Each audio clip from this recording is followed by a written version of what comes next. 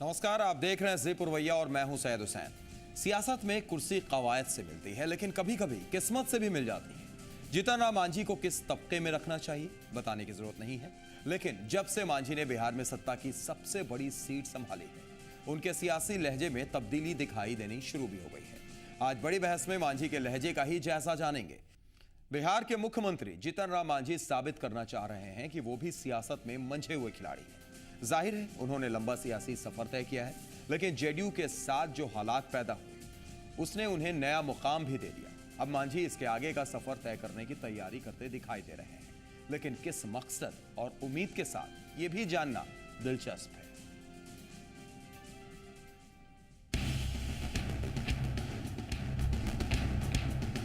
जीतन राम मांझी बिहार के मुख्यमंत्री सियासी तौर पर एक बेहद ही असमंजस के हालात में बने थे। सीएम बने तो माना गया कि इनकी भूमिका सिर्फ जेडीयू के संक्रमण काल तक ही सीमित रहेगी। शुरुआत भी कुछ ऐसी ही हुई। बतौर सीएम जीतन राम को कहना पड़ता था कि अधिकारी उन तक सही रपट पहुंचाते नहीं। याद कीजिए सीएम के इस बयान को। हम नौबतपुर और दुल्हिन बाजार इलाका में घूमने गए थे कि एक श्राद्ध के कार्य से हमने देखा सूखा ही सूखा है। उस लाइन पर आज यहाँ के कलेक्टर को हमने बुलाया है। वैसे वहाँ कलेक्टर थे, उनको हम कहे हैं जो नया ज्वाइन किए हैं उनको कि देखिए यहाँ का प्रतिवेदन कुछ था और हम देख रहे हैं कुछ। ये 2.5 महीने पहले की बात है। सीएम का बयान जाहिर कर रहा था कि वो कह रहे हो मेरी भी सुनो। दरअसल तब मांझी को अधिकारियों पर यकीन करना मुश्किल हो रहा था, लेकिन चंद महीने में वक्त बदलते देर नहीं लगी। मांझी सियासत के मंझे खिलाड़ी नजर आने लगे। उनका संबोधन पार्टी की नीतियों के बजाय अपने वोट कैडर की ओर होने लगा। उन्होंने मधुबनी में हुई घटना का सियासी फलसफा कुछ ऐसा तैयार किया कि मानो फिर कह रहे हो मेरी बात सुनो और समझो। हम उपचुनाव के सिलसिला में मधुबनी गए। बड़ा शौक से एक मंदिर में लोग ले गया। हमको पता नहीं थी ये बात, लेकिन बाद में हमको बताया राम लखन जी रमन जी कि आपके जाने के बाद वो मूर्ति को धुलाया गया, वो घर को धुलाया गया। अब सोचिए कहाँ हम हैं। हम खड़ा होते हैं, काम के लिए आता है तो पैर छू के प्रणाम करता है। शेड्यूल कास्ट के लोग पैर छू के प्रणाम नहीं करेगा। मांझी ने एक लिहाज से न सिर्फ अपनी सियासी मंशा जाहिर कर दी है, बल्कि 2015 के चुनाव के बाद मैदान भी तैयार करना शुरू कर दिया है। मसलन पटना में मची भगदड़ के बाद मांझी ने कुछ ऐसे फैसले भी लिए जिसमें वो अधिकार जताते नजर आए। हादसे के बाद सरकारी अधिकारियों और पीएमसीएच के अधिकारियों पर कार्रवाई। अब विरोधी की बात है, अब कहते हैं कि अरेस्ट कीजिए, हैं? तो कहने का गरज ये है कि वो क्या कहेंगे क्या न कहेंगे उससे मतलब नहीं। हम लोगों का नॉर्मल काम है, हिसाब से जनहित में करेंगे। प्रशासन के हित में भी, प्रशासन के लोग दूसरे नहीं हैं। गया का, पटना का एसपी और डीएम बहुत सक्षम आदमी हैं, लेकिन चूँकि लैप्स हुआ है उस चीज़ को हमने स्वीकार किया था कि प्रशासनिक भूल हुई है। साफ है मांझी इस वक्त अपनी ताकत का एहसास तो कर ही रहे हैं, इस ताकत का एहसास अपनों को भी करवा रहे हैं। ब्यूरो रिपोर्ट, जी मीडिया, पटना। तो सुना आपने, जीतन राम मांझी जब मुख्यमंत्री बने थे तब उनका बयान किस तरीका था, किस तरीके की वो बातें करते थे, और अब धीरे धीरे लहजे उनका बदलता जा रहा है और उसका मकसद क्या है ये हम जानने की आज कोशिश करेंगे। हमारे साथ कुछ खास मेहमान स्टूडियो में मौजूद हैं, उनसे भी हम आपका तारुफ करा देते हैं। इस वक्त हमारे साथ जेडीयू से नीरज कुमार मौजूद हैं, बहुत बहुत स्वागत नीरज जी आपका। बीजेपी से हमारे साथ गोपाल नारायण सिंह मौजूद हैं, बहुत बहुत स्वागत गोपाल जी आपका भी। कांग्रेस से एच के वर्मा साहब मौजूद हैं, स्वागत है एच के वर्मा साहब। और इस पूरी चर्चा के दौरान हमारे साथ वरिष्ठ पत्रकार सुकांत जी भी मौजूद रहेंगे, आपका भी बहुत बहुत स्वागत सुकांत जी। सबसे पहली प्रतिक्रिया हम लेना चाहेंगे नीरज जी आपसे ही। जब संक्रमण काल के दौरान आए जीतन राम मांझी और ऐसा लगा था कि शायद वो सिर्फ संक्रमण काल के दौरान ही रहेंगे, लेकिन शुरुआत के बयानों में और अब के बयानों में फर्क भी आता गया, धीरे धीरे कॉन्फिडेंस लेवल भी बढ़ता गया और अब ऐसा लग रहा है कि उनका मकसद कुछ और है। क्या सही में मकसद कुछ और है? देखिए, माननीय नीतीश कुमार जी ने लोकसभा चुनाव के जनादेश के बाद जी पद त्याग किया। विधानमंडल की बैठक हुई, नीतीश कुमार जी को अधिकृत किया गया और आदरणीय जीतन राम मांझी जी मुख्यमंत्री बिहार के बने। जी उनके विभिन्न बयान भी आपने दिखाया, जो सूखा के सवाल पर पदाधिकारियों की रिपोर्ट और वास्तविक स्थिति में अंतर। लेकिन एक बात तो निश्चित रूप से समझना आवश्यक है, चूंकि राज्य के मुख्यमंत्री हैं। अब तक तो आरोप यह लगता था कि भाई ये रबर स्टाम्प हैं, बहुत तरह तरह की बातें की जाती थी। जब फैसला लेने लगे तो उसके अलग राजनीतिक निहितार्थ है। लेकिन सच ये है कि मुख्यमंत्री के रूप में जो फैसला लिया जाना अपेक्षित था, वह फैसला उन्होंने लिया है। अब इसके राजनीतिक निहितार्थ खोजे जा रहे हों तो विचार गहन विचार विमर्श का विषय है।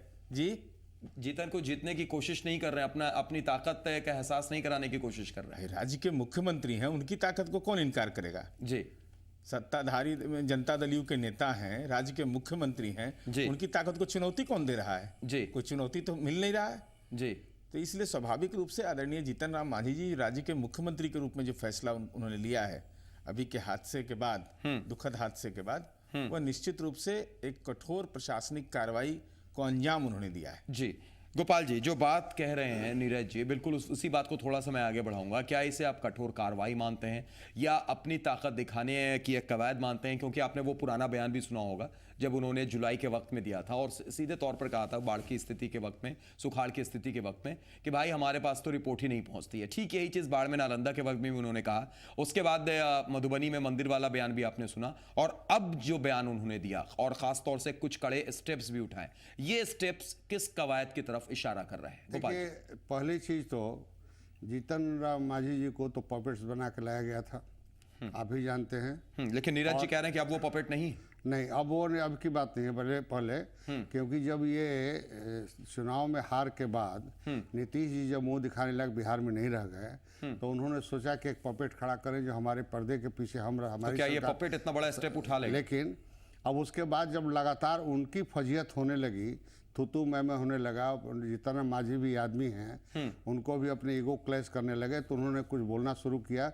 क्योंकि अब इसमें जो उनके सपोर्टर लोग था, जो उनके पीठ पर खड़े थे लोग, उनके प्रोटेक्शन के लिए यानी गोपाल जी आप ये कह रहे हैं कि विपक्ष जिस तरीके से लगातार सवाल उठाती थी, रिमोट और पपेट करार देती थी, उन चीजों को दबाने के लिए, छुपाने के लिए इस तरीके का कड़ा स्टेप उठाया? छुपाने के लिए नहीं जी, उससे बचने के लिए, उससे बचने के लिए उन्होंने अपनी बात उठानी शुरू कर दिया।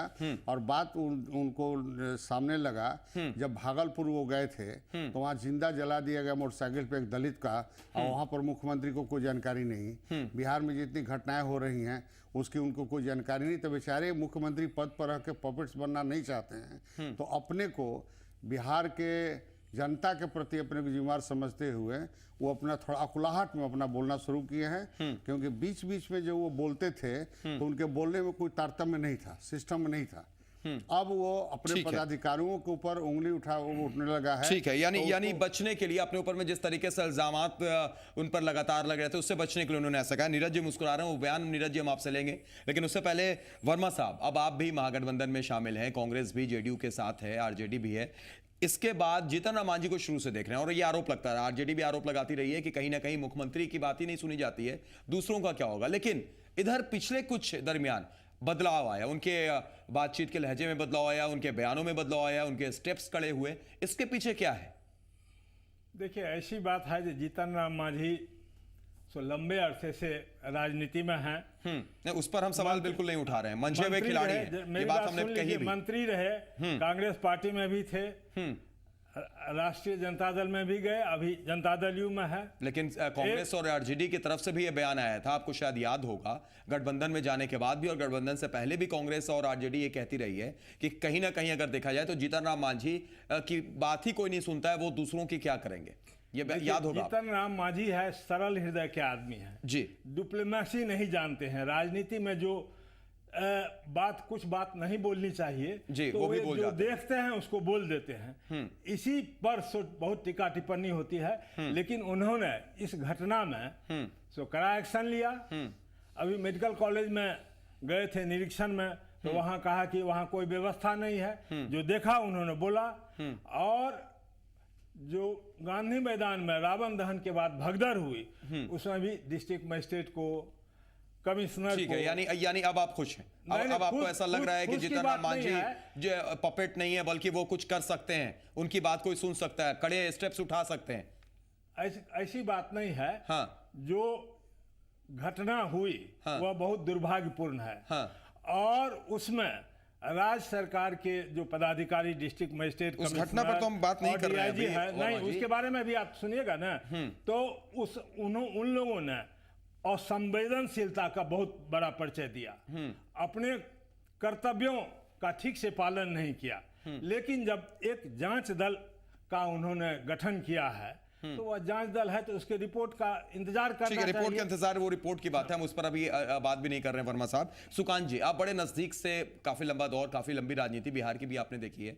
जीतन राम मांझी को मुख्यमंत्री बनने से पहले भी उनकी सियासी किस तरीके की हलचलें रही हैं, वो भी, उससे भी आप वाकिफ हैं। लेकिन मेरा सवाल आपसे ये है कि जब मुख्यमंत्री भी बने तब का बयान और अब के बयान में ये फर्क हो रहा है, और धीरे धीरे वो फर्क आ रहा है जो हमने दिखाने की कोशिश भी की, अलग अलग बयान दिखाने की कोशिश की, कैसे वो अपने उस वर्ग को भी खुश करने की कोशिश करते हैं जहां से वो आते हैं, किस तरीके से वो अधिकारियों के वर्चस्व की भी बात कर रहे थे शुरू में, और अब कैसे उन्होंने एक कड़ा स्टेप उठाकर ये बताने की कोशिश की, बकौल गोपाल जी, जैसा गोपाल जी ने कहा कि वो कहीं ना कहीं उससे बात को छुपाने की कोशिश कर रहे हैं, बचने की कोशिश कर रहे हैं, जब उन पर पपेट का इल्जाम लगा, जब उन पर रिमोट का इल्जाम लगा। सुकांत जी, आप क्या मानते हैं इन बयानों को?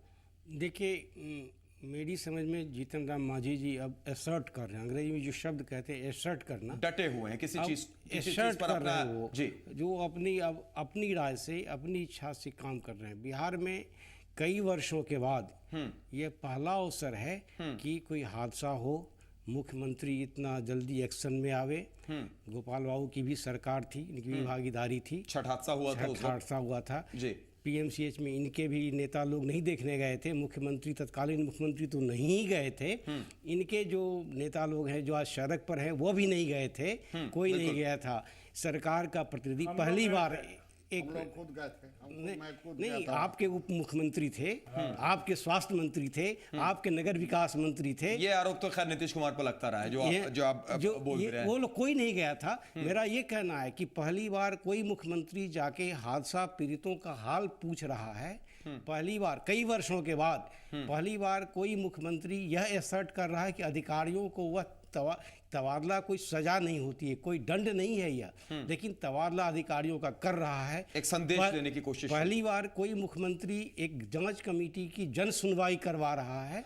ये पहली बार बिहार में कई वर्षों के बाद, कम से कम NDA 1-2 में तो नहीं हुआ, जनता दल की सरकार में भी नहीं हुआ था अभी तक, ये पहली बार हो रहा। तो मुझको लग रहा है जीतन राम मांझी जी एसर्ट कर रहे हैं और वह एक मैसेज दे रहे हैं, जो बात अब तक कही जा रही थी राजनीतिक हलकों में कि जीतन राम मांझी गया के मुख्यमंत्री हैं, जीतन राम मांझी महाकाल के मुख्यमंत्री हैं, इस भ्रम को वह तोड़ रहे हैं, वह एक अपना केचुल उतार रहे हैं, और अब लग रहा है कि the man who means business. तो चलिए, यानी एक कड़ा स्टेप उठा सकते हैं, वो पपेट नहीं है, इस बात को वो साबित करने की कोशिश में। इंटरप्ट करूंगा। जीतन राम मांझी, मैं नहीं चाहता था खुल के बोलना, लगभग बिहार में किसी भी मंत्री को ब्यूरोक्रेट्स कोई केयर नहीं करता है। उसमें जीतन राम मांझी थे जब मुख्यमंत्री बन के आए, उनका कोई केयर नहीं करता था, और इसके चलते उनकी काफ़ी बेइज्जती होने लगी। वो अपना वर्चस्व दिखाने के लिए कि हम भी कुछ कर सकते हैं, क्योंकि उनके मंत्रिमंडल में चाहे उनके आका रहे हो लोग या दूसरा कोई उनको सपोर्ट करने नहीं जा रहा है, इसलिए उन्होंने हड़बड़ा के एक्शन पे एक्शन लेने चले जा रहे हैं। हालांकि कुछ एक्शन ऐसे हुए हैं जो बहुत रीजनेबल नहीं है, लेकिन वो आगे की बात होगी, जो सामने आएगा तो बात होगी। लेकिन आज की स्थिति है कि वो अकुलाहट में एक्शन लेना शुरू कर दिए हैं, और ब्यूरोक्रेट्स पर ये दिखाना चाहते हैं कि मैं एक्शन ले रहा हूं, नीरज जी, और आगे लूंगा। नीरज जी, आपको लाना चाहेंगे कि इल्जाम जरूर JDU पर लगा है, और खासतौर से जीतन राम मांझी पर, कि बेचैनी में इस तरीके के एक्शन लिए जा रहे हैं, बचाने की कोशिश की जा रही है पपेट और रिमोट CM कहलाने से। अंतर्विरोध है ना। एक तरफ आप कह रहे थे कि नेपथ्य से सरकार चलाई जा रही है, रिमोट कंट्रोल सरकार चल रही है, पपेट है, और आज कह रहे हैं कि हड़बड़ी में है, और तीसरा यह भी कह रहे हैं, आज सुशील जी का बयान आया है, तो अंतर्विरोध है। सुशील जी कह रहे हैं कि नया नेता चुनिए, इसका मतलब प्रशासकीय रूप से अक्षम है, ये सीधा कहना है ना। बिल्कुल। सुशील मोदी जी विधानमंडल के नेता हैं भारतीय जनता पार्टी को, उनका ये नजरिया है। तो भाई भारतीय जनता पार्टी की समझ क्या है, ये पहले स्पष्ट होना चाहिए। भारतीय जनता पार्टी की समझ ये है कि बिहार में कोई सरकार नाम की चीज नहीं है, और जब फिर आप अभी गोपाल जी बोल रहे हैं बिहार में सरकार नाम की चीज नहीं जनादेश है। लेना चाहिए। गोपाल जी क्योंकि बीच में रोकना मैदान चाहूंगा छोड़ के मैं। जिसके नाम पर वोट मांगा गया था गोपाल जी, मैदान छोड़ के बाहर हो गए। गोपाल जी बीच में रोकना चाहूंगा मैं। अभी आप बोल रहे हैं कि बिहार में सरकार नाम की चीज नहीं है। इससे पहले आपने ये कहा था कि आप कहीं ना कहीं अपने को बचाने के लिए इस तरीके का कड़ा स्टेप ले रहे हैं। तो दोनों बात तो आप ही कह रहे हैं गोपाल नहीं, जी। दोनों हम क्या, हम तो ये कहें कि बचाने की कोशिश करें। अभी बैठे हैं तो उसकी इज्जत रखने की कोशिश, तो इज्जत रखने की कोशिश यानी ये बात सामने आई कि सरकार है। नहीं, वस्तु स्थिति है कि बिहार में किसी भी आप कोई भी मंत्री हैं, जाके कोई ब्यूरोक्रेट्स उनका कोई मंत्री सेक्रेटरी इज्जत नहीं करता है। पीछे उस हिसाब से तो फिर जीतन राम लगाम किसी दूसरे के हाथ में है। लेकिन जब मांझी ने एक्शन लिया है, इसका मतलब ये नहीं कि ब्यूरोक्रेट्स उनके कंट्रोल में है। नीरज जी, मुझे मैं ये कह रहा हूँ इसके राजनीतिक निहितार्थ, क्योंकि पार्टी का नजरिया एक होता है। हमने विधानमंडल के नेता जीतन राम मांझी जी को चुना गया। लंदन में भी जाकर वह बोलते हैं कि नीतीश कुमार जी के कार्यक्रम की बुनियाद पर हम सरकार चला रहे हैं जी। मैं यह जानना चाहता हूं, क्या भारतीय जनता पार्टी में यह वैचारिक मतभेद है? एक तरफ कहा जा रहा है कि जब जीतन राम मांझी जी एक्शन लेते हैं जी, तो कहा जाता है कि हड़बड़ी में है। दूसरे तरफ सुशील मोदी जी कहते हैं कि इनको हटाइए और नया नेता चुनिए। ये बड़ा परस्पर विरोधी है दोनों मामला। क्यों रहा गोपाल जी? अभी जो आपने क्लिप दिखाया है, सुशील मोदी ने सीधे कहा है कि नया जनादेश लिया जाए। नहीं, हटाने की बात तो नहीं की है। आप फिर से बोला कि देख लीजिए, निकालिए कि आप फिर से जनादेश लिया गया बिहार में, फिर से नहीं, उन्होंने कहा कि नहीं तो आप नया जनादेश लीजिए। आपको समझने में गलती हुआ है कि उन्होंने कहा कि बिहार में फिर से जनादेश। चलिए बिल्कुल कोशिश हम जरूर करेंगे। और फिलहाल जिस तरीके से चर्चा चल रही है, हम इस चर्चा में थोड़ा सा विराम देंगे, एक छोटे से ब्रेक के लिए रुकेंगे, लेकिन ब्रेक के बाद ये चर्चा लगातार जारी रहेगी। सुकांत जी से भी हम प्रतिक्रिया लेंगे, वर्मा साहब भी हमारे साथ कांग्रेस के बने हुए। एक छोटा सा ब्रेक, तुरंत लौटते हैं।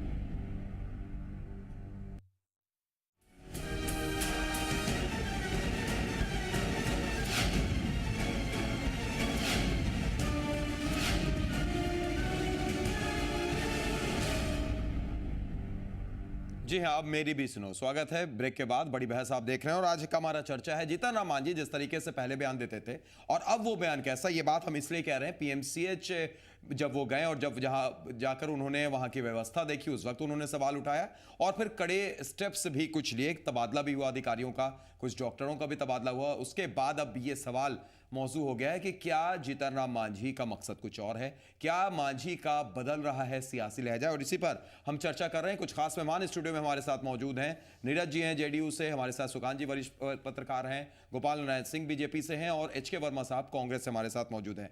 ब्रेक से पहले एच के वर्मा साहब कुछ कहना चाह रहे थे, लेकिन ब्रेक की मजबूरी थी, ब्रेक लेना पड़ा था।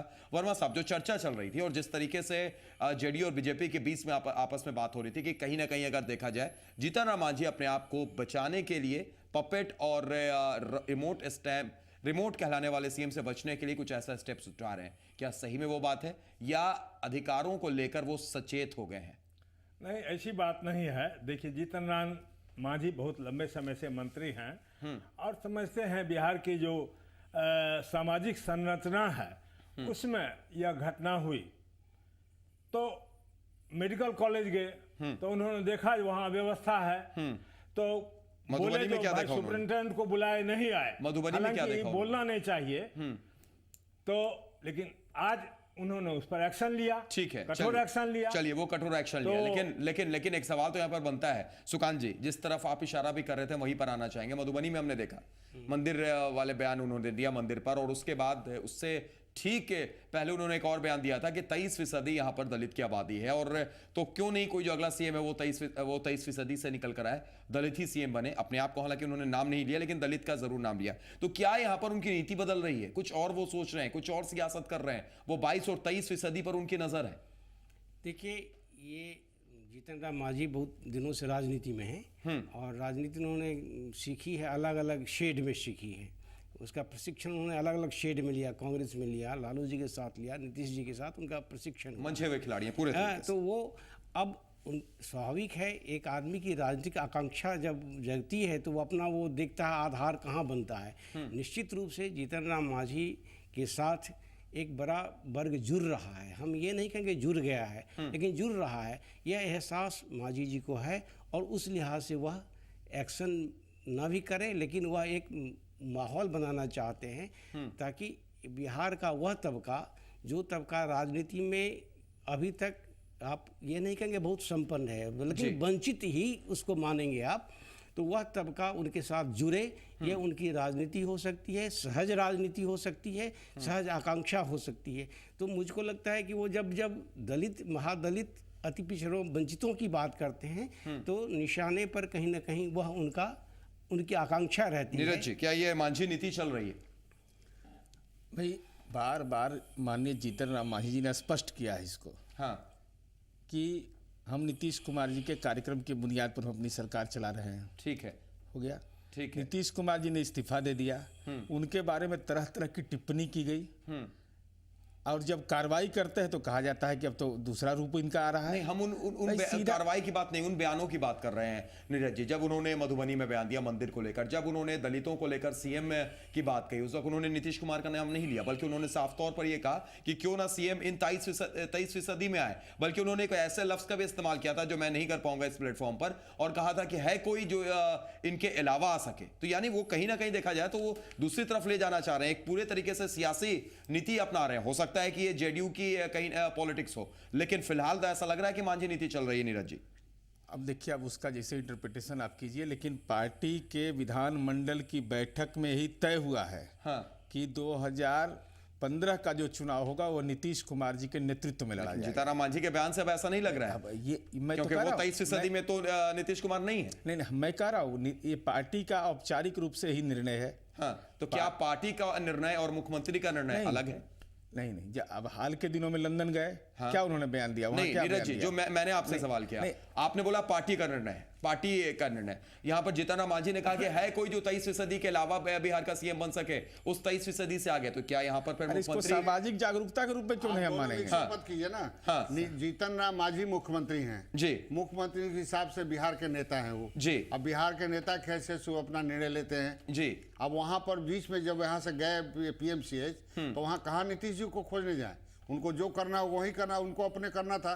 फिर गांधी मैदान में निर्णय हुआ, गांधी मैदान अपने निर्णय लेना पड़ा उनको। लेकिन एक चीज मैं कहूंगा कि ये पॉलिटिकल इतना हाईलाइट करने के लिए उनको भले ही बोला जाए, लेकिन जब ये दलित की बात उठाते हैं, मधुबनी या कहाँ गए थे वहां पर, समस्तीपुर में, मधुबनी में, तो वहां क्यों नहीं एक्शन में गए? क्योंकि वहां तो डायरेक्ट आपका संविधान उसको प्रोटेक्शन देता है, और वहां पर जाकर यही तो गोपाल जी, जो व्यक्ति इस तरह की कार्रवाई किया है जी, गोपाल जी, यानी कहीं को तुरंत टेक ओवर करना। गोपाल जी, यानी ये दावेदारी पेश करने की कोशिश हो रही है। भले नीरज जी इस बात से इत्तेफाक ना रखें, नीरज जी, नीतीश कुमार को साइडलाइन कर दावेदारी पेश करने की कोशिश हो रही है यहाँ पर, खुद से कम से कम, अगर जेडीयू ना करे तो खुद से कम कोशिश कर रहे हैं, और चाह रहे हैं कि वो 23% तबका मेरे साथ आए। अरे भाई, वो तो तबका हमारे साथ है ही जी।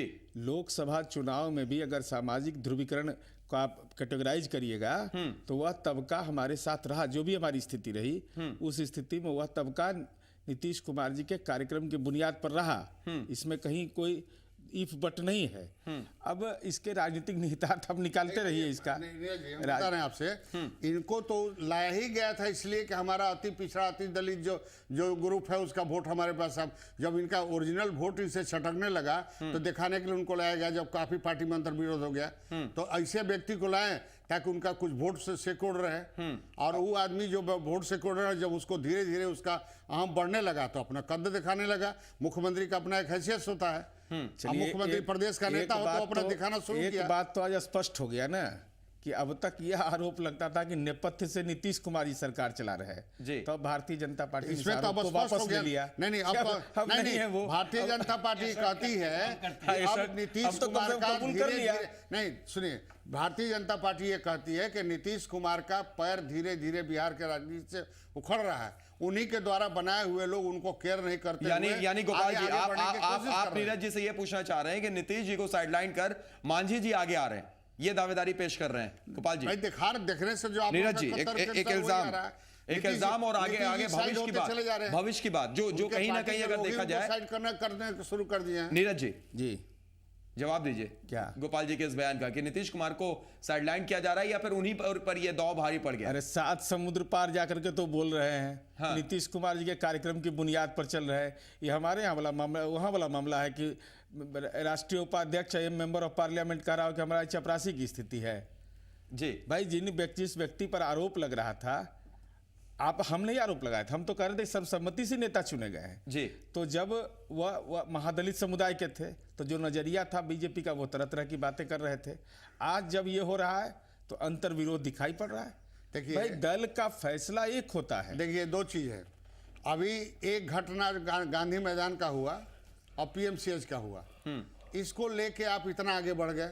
इसके पहले जीतन राम मांझी का क्या स्टेप होता था? एग्जैक्टली यही बात निकल तो रही मैं है। उसके चलिए पहले उनका क्या स्टेप होता था? सुकान जी से पूछते हैं इसके वो तो बारे में। हमेशा डरा हुआ आदमी रहता था। चलिए इसके बारे में सुकान जी से पूछते हैं। सुकान जी सियासी हालातों को फलसफों को बड़े अच्छे से समझते भी हैं। सुकान जी, जो बातें निकलकर सामने आ रही हैं, चाहे वो गोपाल जी बोल रहे हों और कहीं ना कहीं अगर देखा जाए जो बयान भी बार बार आ रहे हैं, उन्होंने पूरे बयानों में अगर 2-3 बयान पुराना आप उठाएं तो दलित को एक साथ लाने की कोशिश, एक साथ लाने की उन्होंने कवायद की। और मधुबनी में भी उन्होंने यही कहा, भले ही मधुबनी की जो घटना मंदिर वाली थी वो सच थी, झूठ थी, सियासी थी, उस पर हम नहीं जाएंगे, लेकिन कहीं ना कहीं अगर देखा जाए उससे महादलित के दिल में एक मुकाम बनाने की कोशिश जरूर की गई। क्या जो बात निकल रही है, जो गोपाल जी आरोप लगा रहे हैं, जो गोपाल जी कह रहे हैं, क्या जीतन राम मांझी अगला कदम एक नए दावेदारी के तौर पर देख रहे हैं? 2015 विधानसभा चुनाव में नीतीश कुमार को साइडलाइन कर वो चाह रहे हैं कि मेरे साथ वो 23% भी रहे। निश्चित रूप से कुछ ना कुछ तो उनके मन में है, तभी तो ये बातें वो एक खास तबके को जो अपीज कर रहे हैं। अपीज करने के पीछे राजनीति ही यही होती है, रणनीति किसी भी राजनेता की, कि वह तबका उसके साथ जुड़े। अब यह फायदा, इसका फ़ायदा मांझी जी उठाते हैं, ये जनता दल यू उठाता है, यह आने वाले समय में लगेगा। लेकिन वह तो चाहते ही हैं कि कहीं ना कहीं उनकी जो छवि है, वह छवि, उनका जो व्यक्तित्व है, वह एक महत्वपूर्ण रूप से बिहार में आरोपित हो, प्रत्यारोपित हो। यह तो उनकी कोशिश है ही, उनकी कोशिश है। वर्मा साहब जी, मुझे यह कहना है जो जनता दल यू ने अपना क्या निर्णय लिया है, यह उनका अंदरूनी मामला है। साथ में आप हैं, हम अंदरूनी मामला है, साथ में आप हैं। लेकिन आप जान लीजिए जनता आजकल कार्यक्रम में आप जो काम किए हैं उसके आधार पर वोट देती है जी। किसी को मुख्यमंत्री बना लीजिए, ABCD, किसी पार्टी का, किसी एथी का, उससे वोट नहीं देती है जी। आप जो 6 महीना मुख्यमंत्री रहे, 1 वर्ष मुख्यमंत्री रहे, आपके क्या कार्यक्रम हुए, आपने लोगों के लिए क्या भलाई के कार्यक्रम के, विकास के क्या कार्यक्रम है,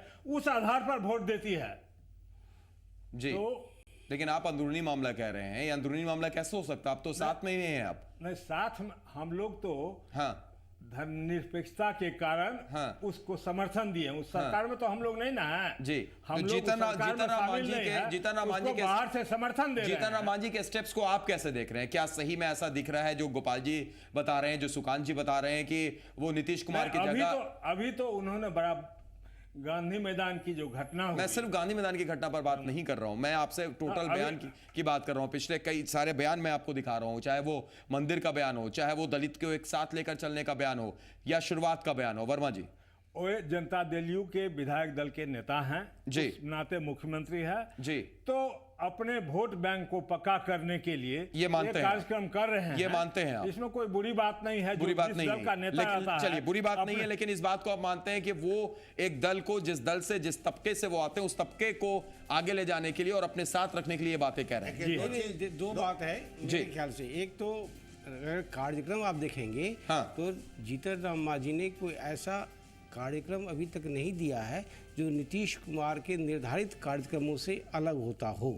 वह उन्हीं कार्यक्रमों के आधार पर चल रहे हैं। नीतीश कुमार ने कभी जन सुनवाई वाली जो नीरज जी कर रहे हैं, लेकिन नहीं, उसमें फर्क यह है कि उसके जो प्रैक्टिकल एस्पेक्ट हैं, उसके कार्यान्वयन का जो स्वरूप है वह थोड़ा उन्होंने चेंज किया। जांच नीतीश जी भी करवाते थे, जांच NDA सरकार भी करवाती थी जितनी भी घटनाएं हुई थी, लेकिन जीतन राम मांझी ने उसका स्वरूप थोड़ा व्यापक किया।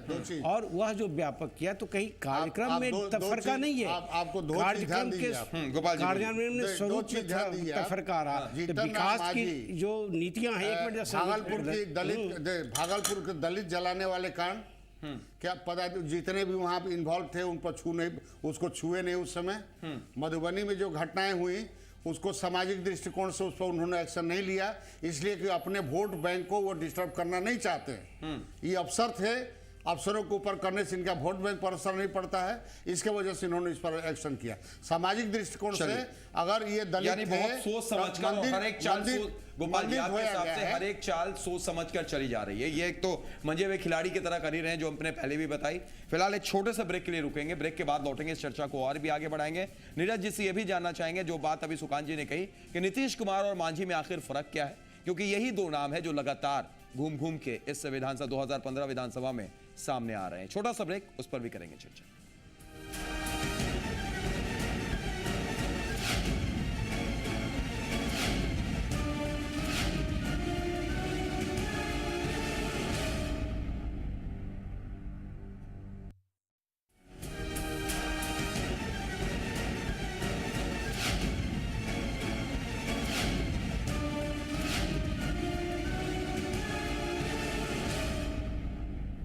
ब्रेक के बाद स्वागत है। आप देख रहे हैं बड़ी बहस और आज का हमारा विषय है अब मेरी भी सुनो। ये कह रहे हैं जीतन राम मांझी। हम आपको बता दें कि जीतन राम मांझी का जिस तरीके से बयान आ रहा है, लगातार जैसी एक्टिविटीज उनकी बढ़ रही है, वो कहीं ना कहीं अपनी ताकत का एहसास करा रहे हैं और वो होने भी लगा है। हमारे साथ विपक्ष से मौजूद हैं इस वक्त गोपाल नारायण सिंह बीजेपी से, और वो इस बात को मान भी रहे हैं, भले ही अगर वो गोपाल जी ये कहें कि कहीं ना कहीं अपने को बचाने की कोशिश रबड़ स्टैंप, रिमोट और पपेट जैसे इल्जामों से बचने के लिए कर रहे हो, लेकिन यह बात विपक्ष ने मानी है, जो बात कुछ देर पहले गोपाल जी भी कह रहे थे। लेकिन मेरा सवाल नीरज जी आपसे यह है, इस चर्चा को अगर आगे बढ़ाया जाए, बात हो रही है जीतन राम मांझी की, बात हो रही है उनके अगले मकसद की, बात हो रही है 2015 विधानसभा चुनाव के लिए क्या कुछ वो कर रहे हैं, क्या इसके पीछे की एक वजह ये हम निकालें? अभी तक नीतीश कुमार विकास पुरुष कहलाते थे, विकास की राजनीति करते थे, लेकिन जब कोई इमोशन से जुड़ी बात होती थी वहां पर नीतीश कुमार पीछे हट जाते थे। शायद आप मेरी बात से इत्तेफाक रखेंगे, मिड डे मील हादसा हो, नीतीश कुमार सामने नहीं आए। इंसेफ्लाइटिस में बच्चों की लगातार हर साल जाने गई, नीतीश कुमार सामने नहीं आए। छठ हादसा हुआ 2012 में, 2 साल पहले भगदड़ मची, 18 लोगों की जान गई। नीतीश कुमार तब भी, हाँ उन्होंने प्रेस कॉन्फ्रेंस उसी रात 12 बजे की, लेकिन पीएमसीएच नहीं पहुंचे। यहां तक कि गोपाल जी भी इस बात से इत्तेफाक रखेंगे, कोई मंत्री भी नहीं पहुंचे थे, स्वास्थ्य मंत्री अश्विनी चौबे थे उस वक्त, लेकिन वो भी नहीं पहुंचे थे। लेकिन जीतन राम मांझी ने उन सारे मिथ्यों को तोड़ा, नालंदा भी पहुंचे बाढ़ के वक्त में। इसके अलावा जैसे ही यह हादसा हुआ पीएमसीएच भी पहुंचते हैं, बड़े बड़े बयान भी देते हैं। क्या यह दर्शाने की कोशिश है नीरज? भाई माननीय मुख्यमंत्री जी जो संवेदनशीलता दिखाया, और नीतीश कुमार जी ने भी अपने कार्यकाल के में, देखिए सबसे बड़ा आरोप लगता है नीरज जी, आरोप तो लग सकता है ना। हाँ। आरोप लगाने वाले सुविधा के अनुसार लगाते हैं। जब खुद का मौका मिला तो क्या किया? नहीं तो लेकिन जब दोनों बात होता है मशरक में नीतीश कुमार नहीं जाते। मुझे अपनी बात कहने दीजिए जी, मुझे अपनी बात कहने दीजिए जी। देखिए राज्य के मुख्यमंत्री के रूप में जी जो प्रशासकीय दायित्व होता है उसका निर्धारण आवश्यक है। आप एक्शन क्या लेते हैं, या जो जिसकी चर्चा भी आप कर रहे हैं कि कड़ा एक्शन हुआ, ये हुआ, तो क्या उस एक्शन में कहीं कोई परेशानी थी? क्या राज्य सरकार ने अपने दायित्व का निर्धारण किया था कि नहीं? कि जैसे आज हो रहा है, जिस समय सरकार में बीजेपी थी उस समय तो नहीं गई और आज आरोप लगा रही है। भाई छठ हादसा में दुख व्यक्त कर रहे थे। देखिए सुविधा के अनुसार तर्क देने की कला होती है। अपना आदमी अगर मारा जाए तो हम लोग का बयान आता है कि हत्यारा को जेल भेजो, 302 भेजो, और दुश्मन मरे तो हम लोग बयान देते ही, कलाकारी राजनीति में ही होता है कि बड़ा दुख हुआ है इनके मौत से। लेकिन मेरा सीधा ये कहना है कि आपने जिस सवाल को उठाया, नीतीश कुमार जी राज्य के मुख्यमंत्री रहे हैं, जो भी घटनाएं हुई हैं उसमें जो सक्षम प्रशासकीय आदेश होना चाहिए वो उन्होंने दिया है। अब आप कह रहे हैं कि ऑन द स्पॉट आप क्यों नहीं गए? बिल्कुल यही सवाल आपका है। कह रहा हूं क्योंकि कहीं ना कहीं जो इमोशंस की अगर बात की जाती है, जो पहली चीज होती है, जनता भावुक होती है, आप भी जानते हैं हम भी जानते हैं। जनता ये देखती है कि भाई सरकार की तरफ से कौन आया, मुख्यमंत्री वहां पहुंचे कि नहीं पहुंचे, और ये आरोप हमेशा लगा। मशरक मिड डे मील आपको याद होगा, नीतीश कुमार नहीं आते हैं, नहीं जाते हैं। इसके अलावा इंसेफ्लाइटिस में बच्चों की जान जाती रही, नहीं जाते हैं। छठ हादसे में भी वो पीएमसीएच नहीं पहुंचे, बल्कि कोई स्वास्थ्य मंत्री भी नहीं पहुंचा। Jitan Ram Manjhi on the spot पहुंचते हैं, तुरंत जाते हैं, बाढ़ जाते हैं, नालंदा जाते हैं, जब बाढ़ आई थी तुरंत वो जाते हैं उन जगहों पर, सुखाड़ में जाके खुद दौरा करते हैं। तो क्या ये सवाल आम जनता नहीं पूछ रही है कि भाई ये तो नीतीश कुमार से ज्यादा बेहतर नजर आ रहे हैं, और यही छवि अपनी बनाने की कोशिश नहीं कर रहे हैं जीतन राम मांझी? भाई माननीय जीतन राम मांझी जी ने कब कहा है कि हम अलग हैं दोनों? ये तो मीडिया में आज सवाल खड़ा हुआ, आज से आज से ही ये लेकिन सवाल खड़ा हुआ तो है। हमेशा से कहती रही है कि हम नीतीश कुमार ही के नाम पर चुनाव लड़ेंगे, अभी भी आप कह रहे हैं। नहीं बिल्कुल बिल्कुल, पार्टी का ये तयशुदा, उसमें माननीय मुख्यमंत्री जी भी शामिल हैं। माननीय मुख्यमंत्री जी भी बैठक में शामिल थे। ऐसी बात नहीं कि कोई अलग से कोई मैं टिप्पणी कर रहा हूं। और यह भी बार बार उन्होंने कहा कि नीतीश कुमार जी के कार्यक्रम की बुनियाद पर हम सरकार चला रहे हैं, इसमें तो कहीं मतभेद नहीं। लेकिन उन्होंने यह भी कहा कि 23% का ही सीएम होना चाहिए, दलित का ही सीएम होना चाहिए। अरे भाई वो तो सामाजिक जागरूकता में राजनीति में है। नहीं आप हमको बताइए, तब इसको किस रूप से आप लीजिएगा? ये 7 साल 7.5 साल मुख्यमंत्री नीतीश कुमार जी रहे। नहीं गोपाल साहब, सवाल आप पर भी है।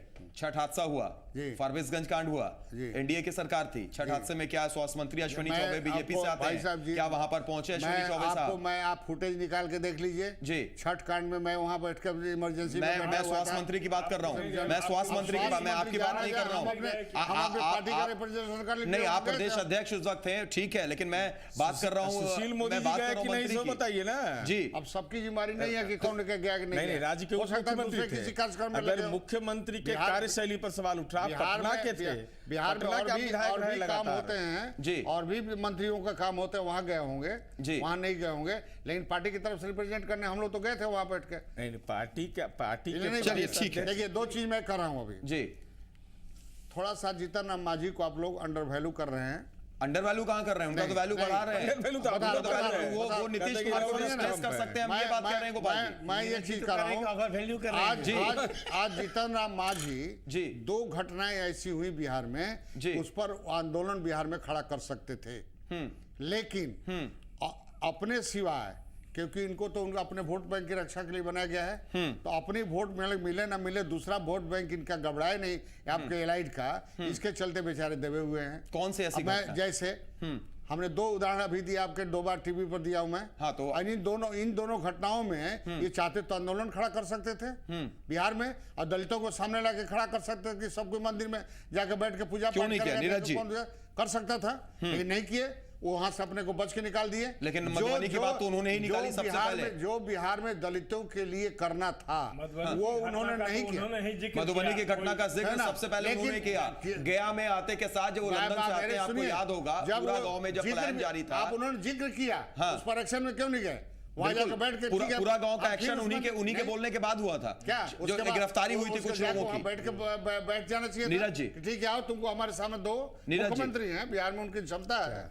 जिस तरीके से इल्जाम लग रहा है, क्या कहीं पर वो अपने हिसाब से बचने की भी कोशिश करते दिखाई दिए, दलितों की बात से पीछे हटते हुए दिखाई दिए? हाँ, ये दिखाने की कोशिश हो रही है। हो सकता है कि उनको इंस्ट्रक्शन हो कि अपना हिम्मत बचाने के लिए और दलित का प्रभाव बढ़ाने के लिए थोड़ा सा एक्टिव। नीरज जी, इल्जाम है, गंभीर इल्जाम है। सकता है क्या जो इन्होंने कहा कि अपने फायदे के हिसाब से, पार्टी के फायदे के हिसाब से वो दलितों की बात रखते हैं, और जहां पर रखनी चाहिए वहां से काट कर हट जाते हैं। राज्य के मुख्यमंत्री के रूप में जो निहित दायित्व है उसका सफलतापूर्वक वो निर्वहन किए हैं, और तंत्र को ही ठीक किया जाना लोकतंत्र में चुनौती होती है। कोई फुल प्रूफ सिस्टम नहीं होता है। कोई घटना हो और उस पर एक्शन लें, तो एक्शन लेने के पहले आप कह रहे हैं रबर स्टाम्प है, तो इसका मतलब एक्शन कौन ले रहा है? जब एक्शन ले रहे हैं तो कह रहे हैं कि उससे आप मुद्दे से अलग हट। ये दोनों परस्पर विरोधी बात है। सीधा सवाल है, कहीं कोई मतभेद नहीं, कोई मनभेद नहीं है। नीतीश कुमार जी के कार्यक्रम की बुनियाद पर सरकार चल रही है, सफलतापूर्वक चल रही है।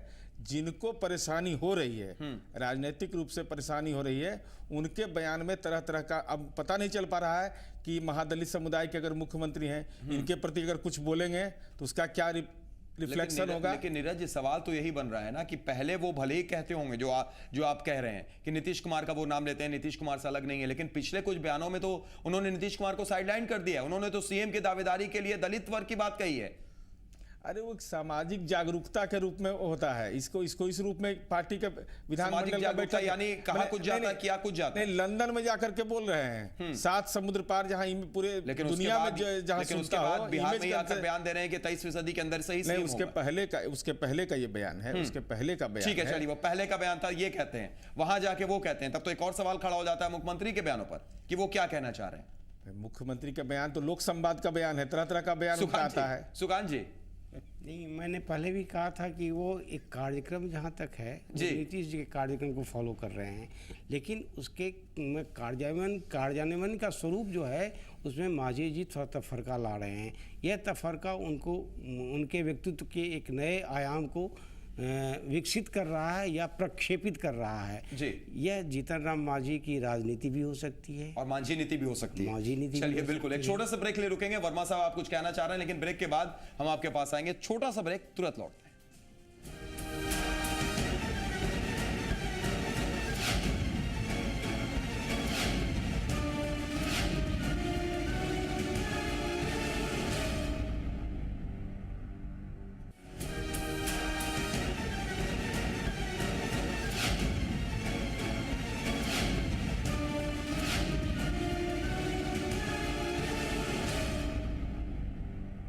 ब्रेक के बाद स्वागत है बड़ी बहस में। आप देख रहे हैं अब मेरी भी सुनो, जीतन राम मांझी के इस बयान का मैंने निकालने की कोशिश कर रहे हैं। कुछ खास मेहमान हैं। ब्रेक से पहले चर्चा चल रही थी और यह कहा जा रहा था कि ऐसा लगता है कि बिहार में अब मांझी नीति चल रही है और मांझी अपनी बात को, अपनी ताकत को दिखाने की कोशिश कर रहे हैं। वक्त की हमारे पास मजबूरी है। अंतिम प्रतिक्रिया सारे मेहमानों से लेना चाहेंगे। सबसे पहले सुकांत जी, एक बार फिर से हम चाहेंगे कि अगर देखा जाए इन सारी चीजों को, सियासत को, जीतन राम मांझी जो बयान पर बयान आ रहे हैं और जैसे जैसे चीजें अब बढ़ती जा रही हैं, क्या दिखाने की कोशिश कर रही हैं? ब्रेक से पहले आपने कहा कि मांझी नीति भी हो सकती है। क्या इसी चीज को हम माने कि मांझी नीति है?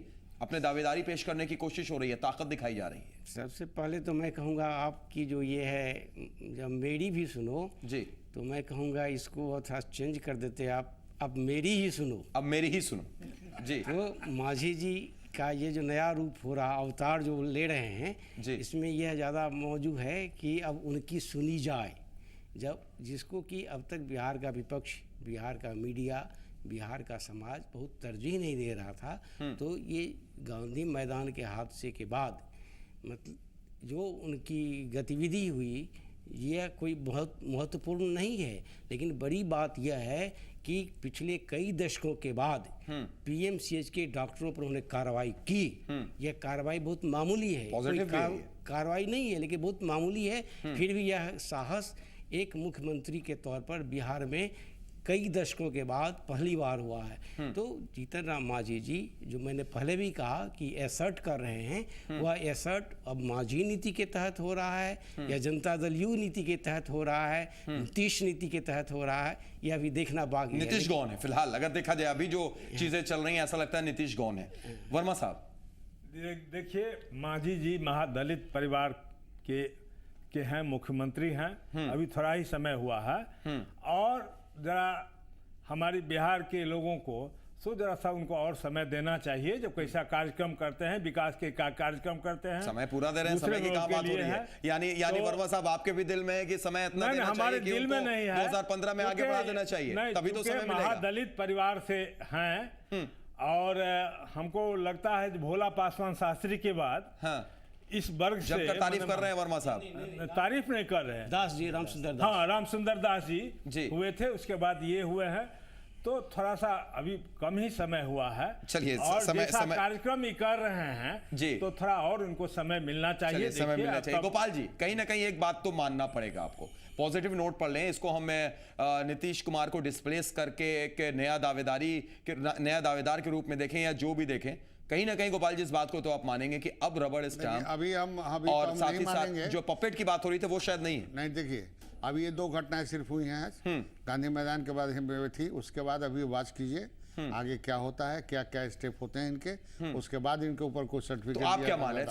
फिर आप इस बयान को कैसे देख रहे हैं? अगर आप ये मान रहे हैं कि नहीं अभी सवाल है ना कि अगर हमको शीशा लेजर करना होगा तो बहुत कुछ कर सकते हैं। गांधी मैदान की घटना हुई, अफसर लोग उनके आगे पीछे घूमे, उनको एक्शन लिया गया। पहले इंक्वायरी होना चाहिए कि कौन दोषी है। अब इंक्वायरी हो रहा है, जब सस्पेंड कर दिए और ट्रांसफर कर दिए, उसके बाद इंक्वायरी करा रहे हैं कि कौन एडमिनिस्ट्रेटिव, यानी अभी थोड़ा इंतजार हमें करना होगा। तो कोई पनिशमेंट नहीं है, हम नहीं बता रहा हूँ ना, लेकिन उसके स्पॉट के बाद तुरंत हुआ तो उसका तो एक स्टेप होता है एडमिनिस्ट्रेटिव ना, उसको क्या किया जाए। ट्रांसफर तो गोपाल बाबू ट्रांसफर तो हाँ, होना ही ट्रांसफर चाहिए, भी इसमें नहीं है, जांच लेकिन में उस माहौल में बिहार ठीक में है, तो वक्त सजा- वक्त की बिहार में मजबूरी है हमारे संदेश पास। नहीं नीरज जी, दिया ना। अधिकारियों ने जो बिहार में पटना तो जिला के वर्मा साहब, अधिकारियों वर्मा ने साहब, जो गोपाल जी और संवेदनशीलता सुकांत का बिहार में परिचय तो दिया, आपने अपना कुछ अपना ठीक है एक्शन गोपाल जी, होना वक्त की चाहिए। वक्त की मजबूरी है, वक्त की मजबूरी है। नीरज जी को अंतिम प्रतिक्रिया देने दीजिए। नीरज जी, क्या ये मांझी नीति है? नीतीश कुमार डिस्प्लेस हो सकते हैं, नया दावेदार जीतन राम मांझी बिहार में आ सकते हैं, जीतन ये जीतना चाहते हैं? अंतिम प्रतिक्रिया। देखिए, कहीं कोई अंतर विरोध नहीं है। कार्यक्रम जो सरकार का है, जो पहली हमारी सरकार नीतीश कुमार जी के नेतृत्व में चल रही थी, उसी के नेतृत्व में, उन्हीं के नेतृत्व में, उनके सलाह मार्गदर्शन के आलोक में सरकार चल रही है। जो लोग ये आरोप लगा रहे थे कि रिमोट से उनका जो प्रेम उमड़ रहा है आजकल, कभी प्रेम होता है, कभी विरक्ति होती है।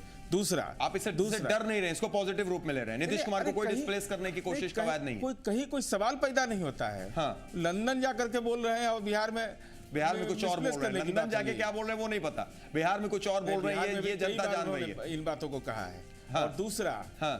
भाई आजकल एक बात समझ लीजिए, छठ अभी जो हादसा हुआ है, हाँ। तो अब जांच कमेटी बनाने वाले का कोई औचित्य नहीं है। हाँ। क्योंकि अब नेता लोग सक्षम हैं। हाँ। प्रतिपक्ष के नेता का बयान आ गया कि हत्या नहीं, जांच की तो बात हत्या छोड़ है। दीजिए नीरज जी, जांच पर आप जाइएगा तो फारबिसगंज का इंतजार अभी भी है रिपोर्ट का, हमको अभी भी इंतजार है छठ हादसे की रिपोर्ट का। इसी तरीके से कुछ दिन बाद वक्त का मरहम लगेगा, ये भी भूल जाएंगे। नहीं, मैं दूसरी बात कह रहा हूँ। हाँ। मैं कह रहा हूँ कि अगर सरकार तत्क्षण कोई कार्रवाई करती है, चलिए, तो उस पर आप सवाल खड़ा करते हैं। ठीक है, लेकिन आप अपना नजरिया 15 मिनट में पेश कर दिए कि हादसा नहीं, ये हत्या है। ठीक है, चलिए, वो उसको आप मानिए कि एक पॉजिटिव नोट पर कि एक उन्होंने कड़ा स्टेप लिया, लेकिन फिलहाल वक्त की मजबूरी है, इस चर्चा को यहीं खत्म करना पड़ेगा। बहुत बहुत शुक्रिया सुकांत जी आपका, शुक्रिया नीरज जी आपका भी, गोपाल जी आपका भी शुक्रिया, और वर्मा साहब आपका भी बहुत बहुत शुक्रिया, आप तमाम दर्शकों का भी शुक्रिया।